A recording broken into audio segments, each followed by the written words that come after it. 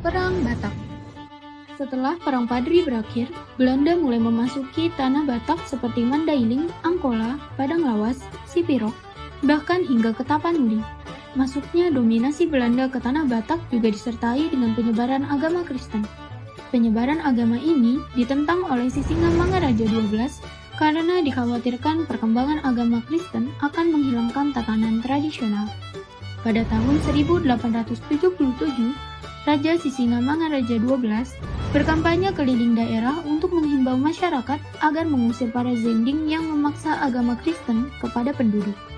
Hal ini memicu kemarahan Belanda dengan alasan melindungi para Zending.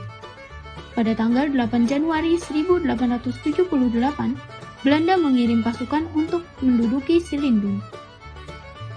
Dalam menghadapi perang melawan Belanda, rakyat Batak sudah menyiapkan benteng alam yang terdapat di dataran tinggi Toba dan Silindung. Pertempuran pertama terjadi di Bahal Batu. Sisingamangaraja XII memberikan perlawanan sekuat tenaga, namun kekuatan pasukan Batak tidak seimbang dengan kekuatan tentara Belanda, hingga pasukan Sisingamangaraja XII harus ditarik mundur. Akibat itu, pertempuran merembet ke daerah lain. Belanda mulai bergerak ke Bakara. Dengan jumlah pasukan yang cukup besar, Belanda mulai mengepung Bakara tetapi selalu dapat dihalau dengan lemparan batu oleh para pejuang Batak.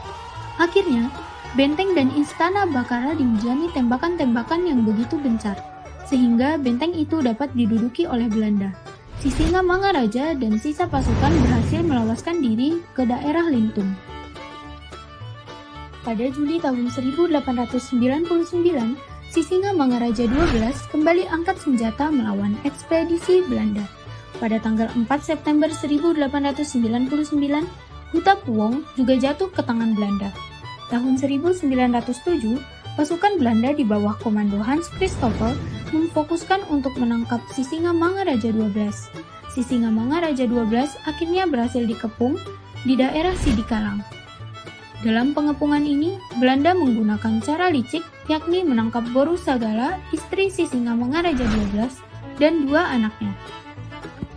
Akhirnya pada tanggal 17 Juni 1907 siang, pasukan Belanda dikerahkan untuk menangkap Sisingamangaraja XII di pos pertahanannya di Aik Sibulbulon di daerah Dairi. Tetapi, dalam pertempuran itu, Sisingamangaraja XII tertembak mati. Begitu juga dengan putrinya Lopian dan dua orang putranya Sultan Nagari dan Patuan. Dengan demikian, berakhirlah Perang Batak. Nah, itu tadi adalah cerita dari Perang Batak.